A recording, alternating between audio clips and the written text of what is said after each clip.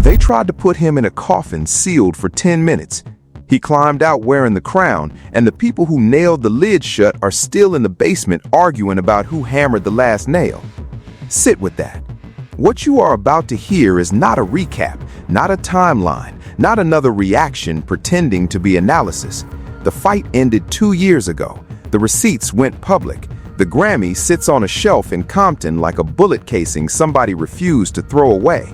What I am bringing tonight is the autopsy nobody else has had the spine to read out loud, with every villain named, every weapon cataloged, and every piece of buried evidence dragged into the light. Here is the part camouflaged in plain sight for 24 months. Kendrick Lamar did not just win. Kendrick Lamar held back. There is a vault, a longer Euphoria sitting on a hard drive in Carson, California, a longer like that in the same building, 5 additional unreleased diss tracks aimed at one man, sitting in storage waiting on a green light that may never flip from red. The only reason any of us are still breathing inside this conversation is because the people closest to him physically begged him to lower the gun before he squeezed the trigger one more time. That is the story.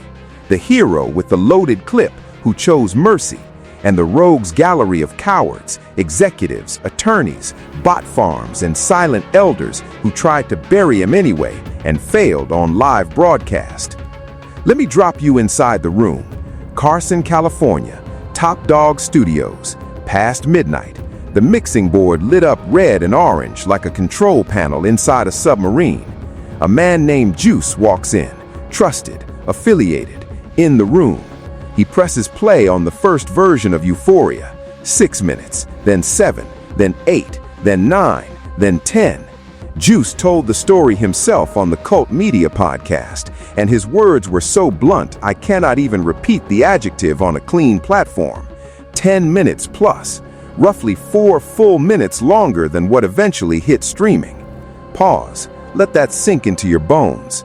The version the planet heard, the one that ate Drake's career in real time, the one quoted in college lecture halls and federal complaints, that was the trimmed cut, the lawyer-passed, label-cleared cut.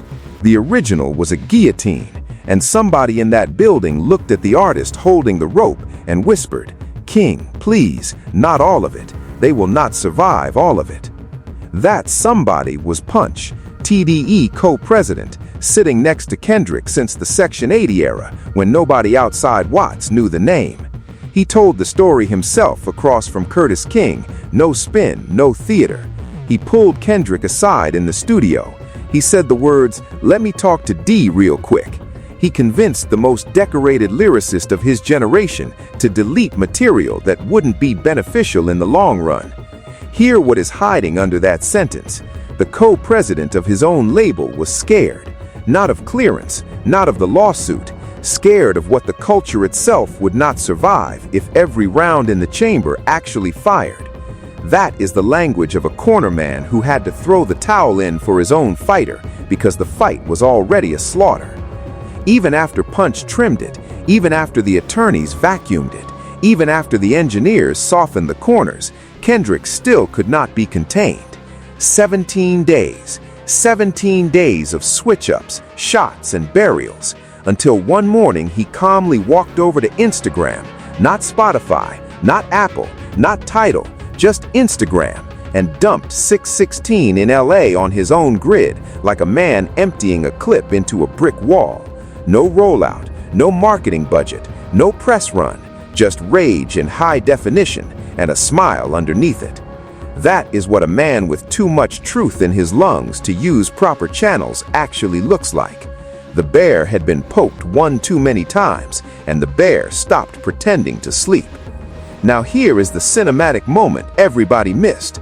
On Not Like Us, the song that became a national anthem at cookouts, weddings, school assemblies, and federal court depositions, Kendrick rapped one specific bar: 1, 2, 3, 4, 5 plus 5.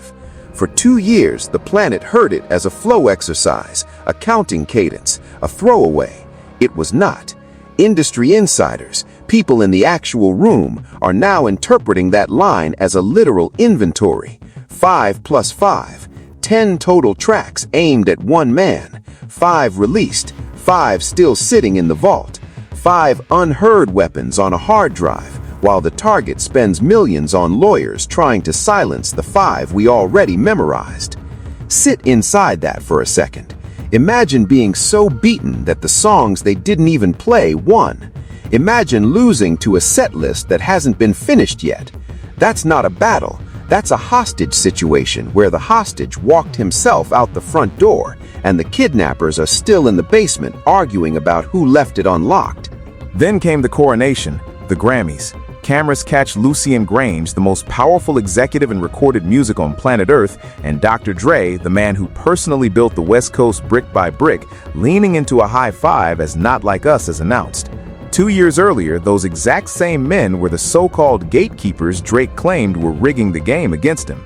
Now they are publicly applauding the man who buried Drake on Drake's own label. The hero was not just crowned, the hero was crowned in the building, on broadcast, by the executives the loser keeps suing. Which brings us to the rogues gallery, the villains. Every coronation needs a court of failed assassins, and this one has 9. Pull up a chair. Their names are about to live in this autopsy forever. Villain number 1, Drake, the man who lit the match and then sued the matchstick. 2 years deep, he is still trapped inside this story like a fly preserved in amber. He filed a lawsuit against his own record label, Universal Music Group, the same company that prints his royalty checks, claiming Not Like Us caused him mental anguish, emotional distress, anxiety, and loss of earnings. Read that out loud in a quiet room. The man who threw the first punch is now in a courtroom asking a judge to confirm that the punch back hit too hard. That is not a rapper, that is a plaintiff. There is no version of hip-hop history where the plaintiff is the winner of the war he started. It gets uglier. He is appealing that lawsuit while he is simultaneously dissing people on his own Iceman album rollout. Read it again.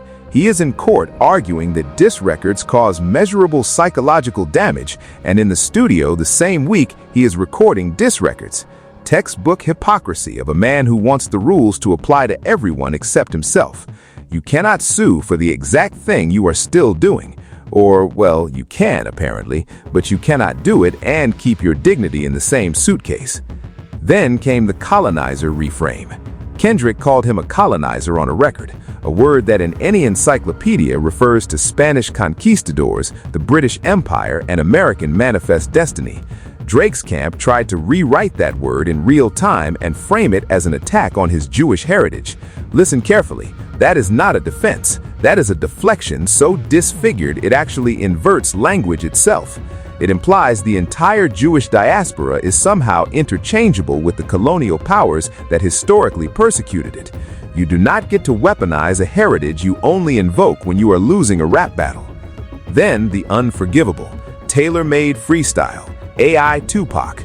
He resurrected a murdered legend's voice without permission, without clearance, without the family even knowing the studio was running, and pointed that synthetic ghost at Kendrick Lamar. The Tupac estate forced the song down within days. The act itself cannot be undone. Using Pac's ghost as a weapon against a West Coast artist is the kind of cultural sin that has no statute of limitations. Not in 5 years, not in 20. Not at any reunion show, any Versus, any tribute concert. Never. He poked fun at DJ Khaled's family. Even his own fans had to admit, in real time, on timeline, that the line crossed the line nobody asked him to cross. Now he is preparing to relitigate the entire battle on Iceman, weaponizing conspiracy narratives about UMG, Lucian, and Dr. Dre. The same UMG that signs his checks, the same Lucian who high-fived the funeral. The same Dre who built the soil this whole genre grew out of. The villain is not just losing, the villain is rewriting the same losing story on every album, hoping a new audience walks in late and misreads the ending. Villain number 2, the OVO docket. April 11th, 2026. 3 independent content creators, Justin, Screwface, and Glasses, open their inboxes and find cease and desist letters from a firm called Diamond and Diamond, acting on behalf of something legally referred to as the OVO docket. The The letters demand they stop discussing the docket entirely, scrub all social posts inside 7 days, and threaten civil proceedings if they do not comply. 3 independent voices, cease and desist, 7-day deadlines, suits trying to silence Twitter accounts. Hip-hop was built on the right to comment, on the dozens, on the freestyle, on the cipher in the parking lot where everybody gets a turn at the microphone. The villains camp is now hiring law firms to make sure nobody gets a turn ever again. That is not a counterattack. That is censorship dressed in legal letterhead. The second a culture forgets that distinction, the culture is already in the casket. Villain number 3, Lucian Grainge and UMG. Here's the twist nobody wrote into the script. Lucian Grainge, historically a corporate antagonist, the kind of executive artists usually lose sleep over, has, by accident or by design, become the only entity actually holding Drake accountable through the lawsuit defense itself. The line writes itself. Lucian Grainge is somehow the champion of hip-hop, freedom of speech, and freedom of artistic expression. Read that and laugh. Read that and cry. The corporate villain became the firewall. The shark turned into the lifeguard. When the only person standing between an artist's lawsuit and the silencing of an entire culture is a billion-dollar executive in a custom suit, the culture is in stranger waters than it pretends. Villain number 4, Adele Future the Prince, Drake's manager. He showed up, not on a song, not on a podcast, but in a Ticketmaster lawsuit, defending the monopoly itself. The same Ticketmaster that has, for a decade, drained every fan of every artist of every genre. So while Drake's Iceman rollout poses him as the man tearing down the system, his own manager is in another courtroom propping the system up like a roof beam. The lie collapses on contact. You cannot pose as an outsider while your representation is in court protecting the gate you claim to be storming. Villain number 5, the OVO bot army. Researchers and audit tools have repeatedly flagged OVO-affiliated X accounts as one of the most heavily bot-infested networks online, the comparison being drawn to MAGA-tier inorganic activity. Real cultural support is unmistakable. You feel it inside barbershops, on concrete courts, inside TikTok edits stitched together by teenagers who were not even alive for so far gone. You do not have to manufacture it. You do not have to rent it. The villain rented it. Bots cannot save a man from a battle he has already lost. They can boost a tweet for 45 minutes. They cannot rewrite a culture's verdict. Villain number 6, Complex Magazine. A publication once trusted, now compromised. Reports have surfaced that Complex has business ties to Drake's camp, and the same staff interviewer who handled Drake also handled the game's pro-Drake commentary inside the same press cycle. That is not journalism. That is choreographed PR wearing a press lanyard like a Halloween costume. The hero faced a media that had been quietly bought, and the hero won anyway. Imagine winning a war while half the war correspondents are on the other team's payroll. That is the level of victory we are dissecting tonight. Villain number 7, the silent OGs. Cameron, Mace, Boosie, Fat Joe, $1 million worth of game, Gilly the Kid. Names that should mean weight. Names that should mean accountability. Names that should mean elders of this culture, stepping into the room and saying enough. What did we get? Silence. Or worse, soft pivots, soft jokes, soft, well, both sides energy. Lay the indictment down without a flinch. It is only the lawsuit and the person Drake is suing that is currently holding Drake accountable. The OGs chose access over culture. They chose the booking fee over the bloodline. They chose the green room over the corner. History is going to remember which microphones were brave and which microphones were rented out by the hour. Villain number 8, the Save the Clubs propagandists. Game, Bubba Dub. 40-year-old men on social media with a coordinated talking point claiming that without Drake hits, the clubs are dying. Demolish this in one rhetorical swing. Name one club. Name one club anywhere on the planet that has closed since Drake stopped dropping hits. You cannot, because it never happened. No woman is in line outside a venue demanding Drake's return. No DJ is filing for unemployment. The narrative is being pushed by men trying to position themselves for a future favor, a feature, a cosign, a check, a bottle. Manufactured nostalgia weaponized against the hero's victory. Villain number 9, Jay-Z, the disappointing elder, the standard bearer who is somehow the disarmer. Jay recently floated the idea that rap battles are not really needed in hip-hop, and even questioned whether breakdancing belongs in the conversation after its Olympic moment. RZA, the Wu-Tang patriarch himself, publicly contradicted him and said on the record, "Hip-hop is a sport. Let that be the headline." The Wu-Tang general had to remind a Brooklyn legend what hip-hop actually is, because Jay, in that moment, was attempting to gentrify the very art form Kendrick used to win the biggest cultural war of the decade. An icon attempting to disarm the culture from inside the culture. That is not retirement. That is betrayal in slow motion. Now we go deeper, because the surface story is loud. The buried story, the one nobody is telling aloud, is where the hero's real victory actually lives. Buried truth number 1, the suppressed J. Cole shots. The original Euphoria almost certainly contained a second beat switch. Inside that switch, according to multiple whispers leaking out of the camp, were rumored shots aimed at J. Cole, the man who had already tapped out of the Big Three conversation. Punch had those bars cut. Why? Because Kendrick was prepared to fight on 2 fronts simultaneously and would have won both. The hero did not need Cole to also fall, so the hero allowed Cole to walk. That is mercy.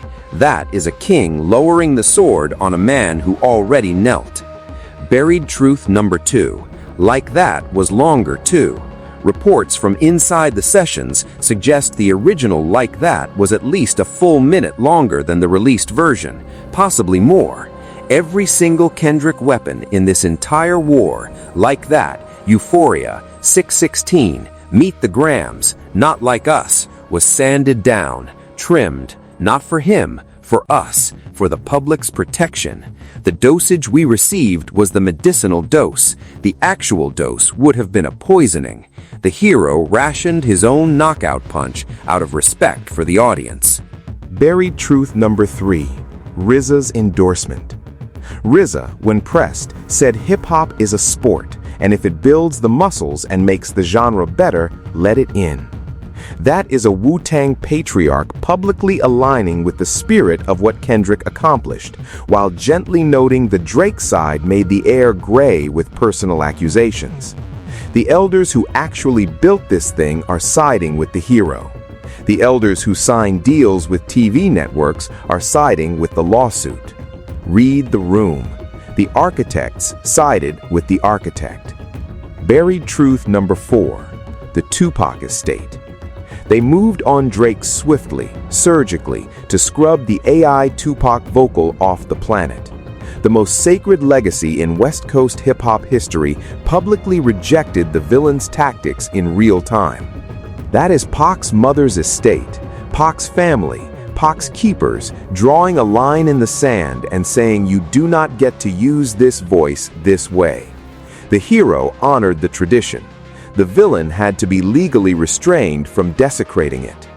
The ghost of the most important rapper who ever lived essentially told the entire industry which side of this thing he would have stood on. Buried truth number 5. The cultural verdict is permanent. Write this on a wall somewhere. Iceman can debut at number 1. Iceman can sell 1 million in a week. Iceman can score a Vegas residency, a Super Bowl halftime, a Coachella reunion. None of it matters. Commercial success cannot reverse cultural defeat. The narrative is set in concrete that has already cured. Drake was the super successful industry puppet. Kendrick was the of the people artist.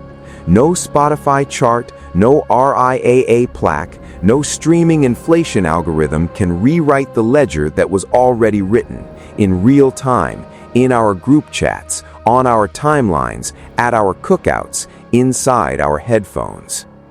Now pause, take one breath. Here is the thread nobody has had the courage to put into one paragraph yet. Every villain we just walked through is connected. Read the list back to yourself. The plaintiff, the cease and desist firm, the bot farm, the compromised magazine, the silent OG circuit, the save the club's PR wave, the disarming elder, the manager defending Ticketmaster. Different uniforms, same payroll, same panic. They are not 9 separate villains, they are 9 arms of one octopus.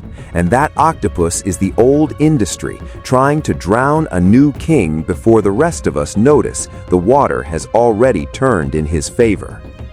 That is what makes the hero's restraint feel almost spiritual. Most people do not understand what a man with 5 tracks in the vault actually controls. The vault itself is the message.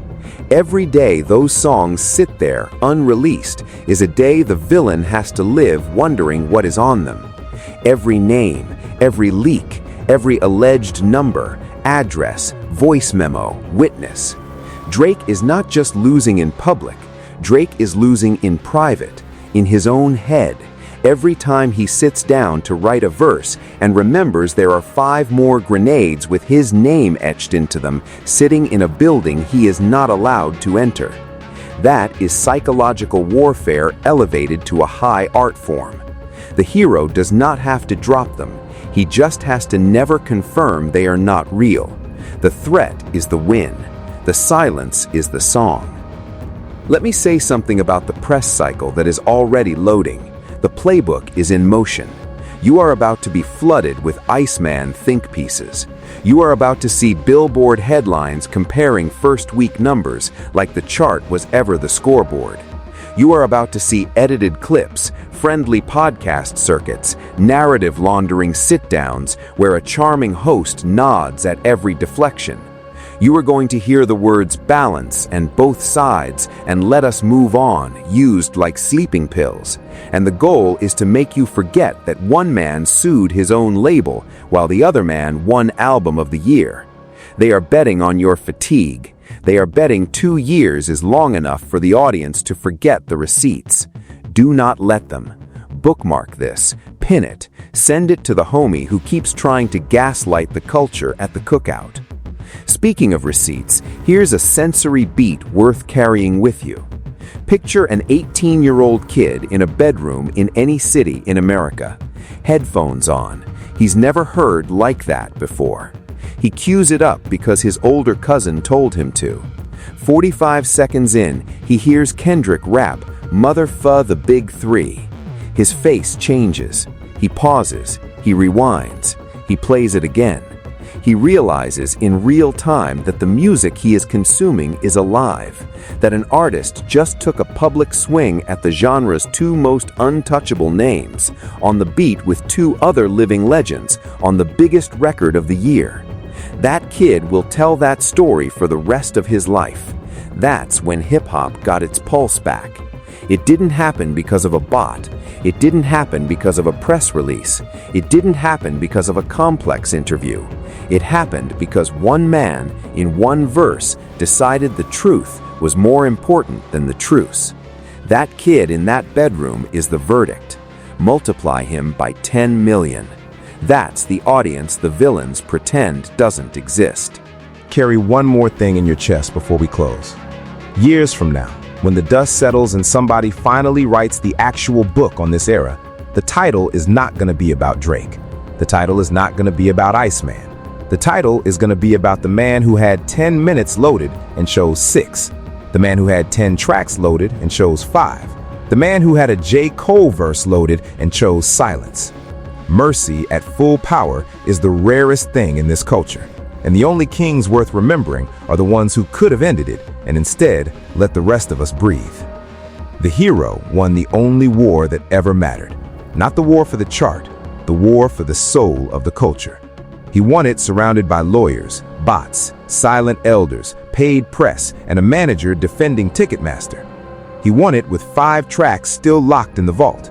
He won it with the 10-minute Euphoria still unheard by human ears outside that studio. He won it because the truth, even trimmed, even sanded, even cleaned for legal review, outweighed every lie the other side could buy with a wire transfer. So when you see the next Iceman headline, the next chart projection, the next 40-year-old man on a podcast pretending the clubs need saving, the next OVO docket cease and desist letter, the next bot wave on a Tuesday afternoon, remember this: the crown was never on the chart. The crown was on the man who could have ended it all in 10 minutes and chose 6. The man with 5 songs in the vault and the discipline to let them stay locked. The man whose own label co-president had to whisper, "King, please, not all of it." Kendrick Lamar is the last honest king of hip-hop. Every coward in that rogues gallery, from the plaintiff to the silent OG to the lawyer letter, is now a permanent extra in a documentary that already named its protagonist before the camera started rolling. One last thing before I let you go. Next time someone tells you this battle is over, ask them why the loser still cannot stop talking about the winner. Ask them why the loser is in court. Ask them why the loser is hiring law firms to silence kids on Twitter today in 2026. Ask them why the loser is still building entire albums around a man who already moved on years ago. The battle is only over for the one who walked away first. The one still typing, still suing, still subtweeting, still strategizing.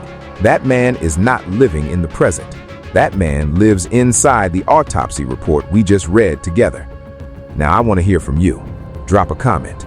Tell me which villain you want me to break down next, frame by frame, podcast by podcast, lawsuit by lawsuit. Tell me whether the vault gets opened or whether those 5 tracks stay buried as mercy. Tell me if Jay-Z still gets called a standard bearer. If any part of this autopsy made you nod even once, share it with the one person in your group chat who still thinks album sales win wars. Smash that like, subscribe, and stay locked in tight. The crown is heavy. The story is not finished. The next chapter, the one with the vault opening, that one is coming, whether they like it or not at all.